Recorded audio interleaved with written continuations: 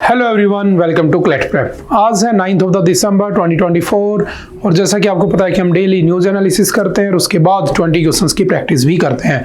तो चलिए उसी सीक्वेंस को कंटिन्यू करते हैं। आज है कौन सा दिन? 9 दिसंबर।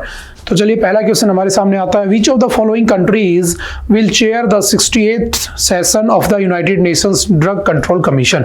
जो आपका यूनाइटेड नेशंस का ड्रग कंट्रोल कमीशन है उसकी 68th मीटिंग कहां पर हो रही है? तो याद रखना India. Option number C is the right answer. Simple factual question याद रखना। Recently, HUDCO, Housing and Urban Development Corporation, has started Uphaar milk program in which of the following to tackle the malnutrition। जो malnutrition है उसको tackle करने के लिए जो आपका HUDCO है, Housing and Urban Development Corporation, has started Uphaar milk programme. तो where is उपहार मिल्क प्रोग्राम कहाँ से स्टार्ट हुआ है? तो सिंपल याद रखना छत्तीसगढ़, यानी कि Chhattisgarh is the right answer. Where in Rajasthan will Rajasthan Global Investment Summit be organized recently? कहाँ पर राजस्थान में रिसेंटली जो आपकी इन्वेस्टमेंट समिट होगी तो कहाँ पे? जयपुर में। मोदी जी यहाँ पहुंच चुके हैं। तो सिंपल सा याद रखना। नेक्स्ट कौन सा है? Who among the following has been appointed as the new head of the NASA? What is NASA? तो आप जानते होंगे हमारे यहाँ पर इसरो है, वहाँ पे नासा है। ठीक है, तो नासा कब बना था? 1958 में। इसके अंदर जो आपके डोनाल्ड ट्रूप हैं उनको क्या बना दिया गया है? नासा का हेड किसने बनाया? डोनाल्ड ट्रंप ने। तो सिंपल याद रखना डोनाल्ड ट्रंप ने। तो याद रखना Jared Isaacman. Option number C is the right answer. Recently, the 100-day TB eradication campaign has started in which of the following? कहां पर आपका टीबी इराडिकेशन डे स्टार्ट हुआ है? तो याद रखना पंचकुला। पंचकुला बेसिकली कहां पर है? तो याद रखना हरियाणा में है। ये हिमालय की शिवालिक की वादियों में बसा हुआ एक डिस्ट्रिक्ट है। ठीक है, सिंपल याद रखना। और टीबी इराडिकेशन के लिए याद रखना टीबी मुक्त भारत, टीबी मुक्त भारत इनिशिएटिव का टारगेट ईयर कौन सा है? तो इसका टारगेट ईयर है आपका 2025। हमें 2025 तक टीबी को मुक्त कर देना भारत से। ये किसकी वजह से होता है? तो ट्यूबरकुलोसिस बैक्टीरियम की वजह से। नेक्स्ट है, recently the United Nation has declared which day as World Meditation Day. किस दिन को वर्ल्ड मेडिटेशन डे के नाम से अनाउंस किया गया है? तो याद रखना इंटरनेशनल योगा डे आपको पता होगा 21 जून को मनाते हैं। ऐसे बहुत सारे डे हैं, जैसे आज कौन सा इंटरनेशनल एंटी करप्शन डे है आज के दिन। तो ऐसे ही वर्ल्ड मेडिटेशन डे किसको अनाउंस किया गया? तो याद रखना सिंपल सा आपका 25 दिसंबर इज द राइट आंसर। ठीक है, सिंपल याद रखना 25 या 26, मुझे कमेंट करके बताना 25 या 26 is the right answer. Next चलते हैं। Recently, the Junior Women's Asia Hockey Cup 2024 will be organized in which of the following? कहाँ पर होगा? तो सिंपल याद रखना मस्कट, ओमान। ठीक है, नेक्स्ट चलते हैं।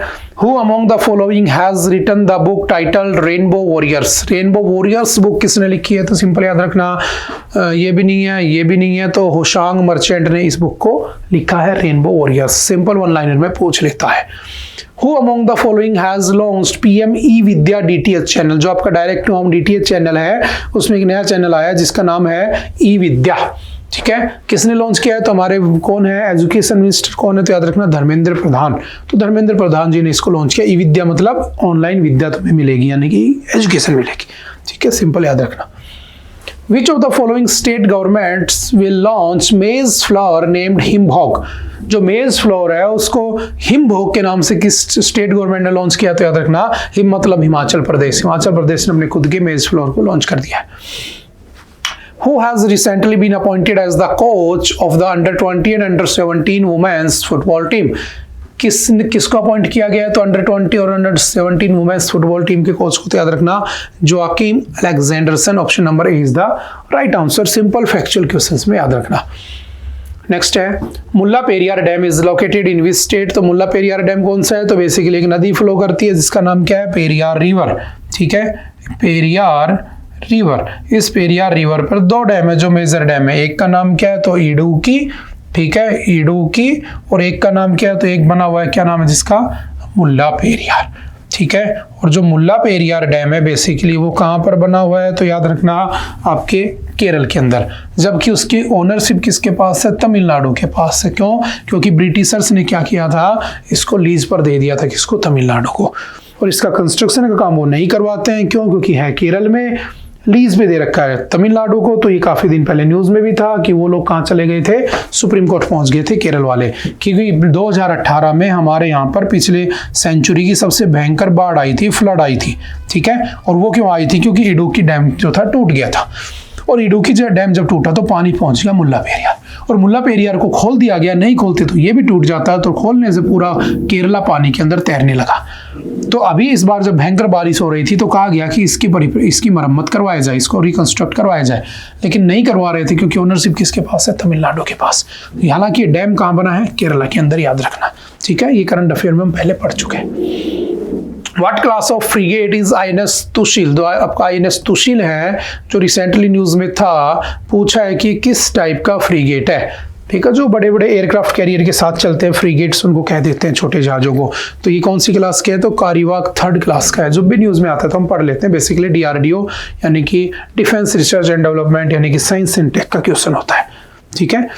उसके बाद चलते हैं, Angami tribe is primarily found in which state? जो आपकी अंगामी ट्राइब है वो कौन से स्टेट में पाई जाती है, तो याद रखना Nagaland. Option number C is the right answer. और हमारी प्रेसिडेंट भी क्या है आज के दिन, एक ट्राइबल वुमेन है। Little gull bird which was recently spotted in Delhi NCR is native to which region? Delhi NCR में एक नया पक्षी मिला है, लिटिल गुलबर्ड। पूछा ये किसका है, तो याद रखना Eurasia. Option number B is the right answer. Simple one liner में याद रखना। Who was the president of Syria for the past 24 years? Who fled the country after the rebel forces took control in December 2024? जो Syria है, Damascus है, वहां से कौन भाग गया, तो Bashar al Assad. Option number A is the right answer. आजकल न्यूज में चल रहा है, वहां पे रेबल हो रखा है। Which team won the men's Asia Cup under 19 cricket in 2024? Under 19 cricket में किस देश ने आपका मेंस एशिया कप जीता है, तो सिंपल याद रखना Bangladesh. Option number C is the right answer. And what is the capital of Bangladesh? तो आप सभी को पता होगा, ढाका, ठीक है। वहां पर भी सरकार का तख्तापलट हो रखा है। उसके बाद चलते हैं next. Who is the D Gukesh competing against in 2024 Fight World Chess Championship? किसके अगेंस्ट है, तो याद रखना डिंग लेरेन।